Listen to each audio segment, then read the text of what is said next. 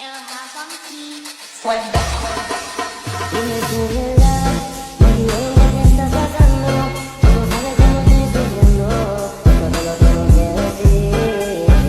Cuéntame, tu despedida para mí fue dura. ¿Será que te llevo a la luna? Y yo no supe hacerlo así. Te estaba buscando por la calle gritando. Esto me está matando. Oh no, te estaba buscando. Bismillahirrahmanirrahim. Assalamualaikum warahmatullahi wabarakatuh. Alhamdulillahirrahmanirrahim. Assalatu wassalamu ala asrofil anbiya'i wal mursalin Sayyidina wa maulana Muhammadin wa ala alihi wa sahbihi ajma'in, amma ba'du. Yang pertama-tama marilah kita panjatkan puji syukur kehadirat Allah subhanahu wa ta'ala yang telah melimpahkan rahmat dan hidayahnya kepada kita semua, sehingga pada kesempatan kali ini kita dapat presentasi tentang materi akidah. Sebelum saya melanjutkan tentang materi akidah, perkenalkan, nama saya Ilham Ahmad Fuadi dari kelas A424. Di sini saya selaku moderator dari kelompok 2 tentang materi akidah.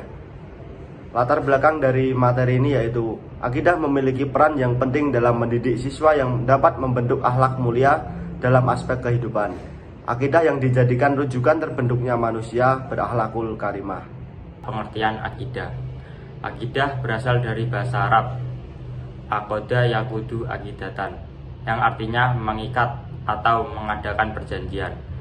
Para ulama mendefinisikan akidah sebagai sesuatu yang terikat dari hati nurani.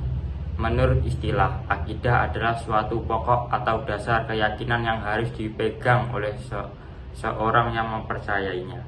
Sehingga pengertian akidah Islam adalah pokok-pokok kepercayaan yang harus diyakini kebenarannya oleh setiap muslim dengan bersandar pada dalil-dalil nakli maupun akli. Untuk ruang lingkupnya, yang pertama ada ilahiyat atau keesaan Allah.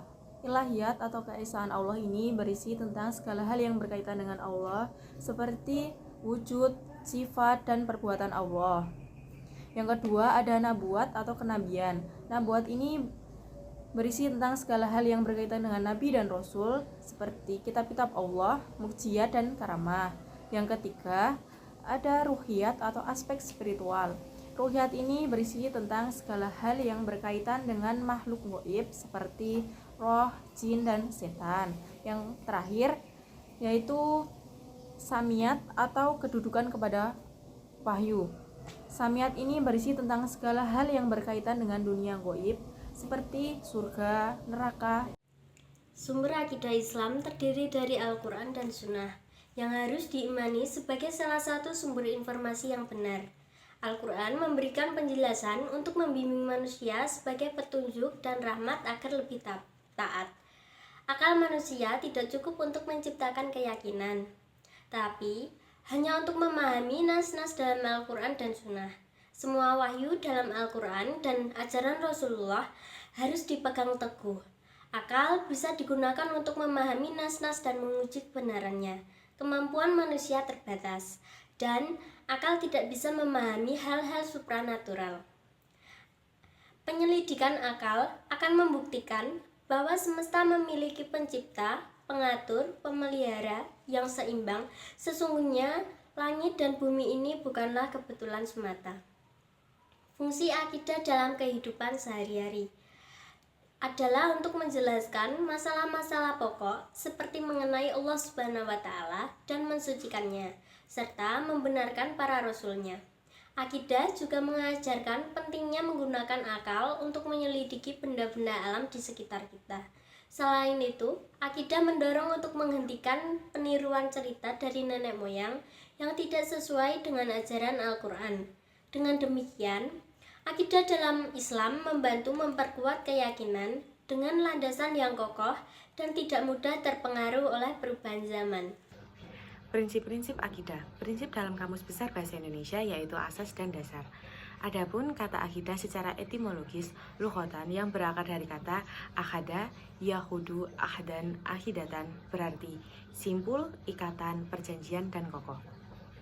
Setelah terbentuknya sebagai akidah berarti keyakinan, secara terminologi terdapat beberapa definisi antara lain 1. Menurut Hasal Albana, akaid bentuk jamak dari akidah adalah beberapa perkara yang wajib diyakini kebenarannya oleh hati, mendatangkan ketentraman jiwa, menjadi keyakinan yang tidak bercampur sedikitpun dengan keraguan. Yang kedua, menurut Abu Bakar Jabil Az-Zayair, akidah adalah sejumlah kebenaran yang dapat diterima secara umum oleh manusia berdasarkan akal, wahyu, fitrah. Kebenaran itu difitrahkan di dalam hati serta diyakini kesahihan dan kebenarannya secara pasti, dan ditolak segala sesuatu yang bertentangan dengan kebenaran itu. Jadi, prinsip-prinsip akidah adalah menanamkan pokok-pokok dasar yang lebih asas untuk menambah keimanan. Kesimpulan dari materi akidah. Akidah merupakan landasan pertama bagi seorang muslim untuk menjalani kehidupan yang baik.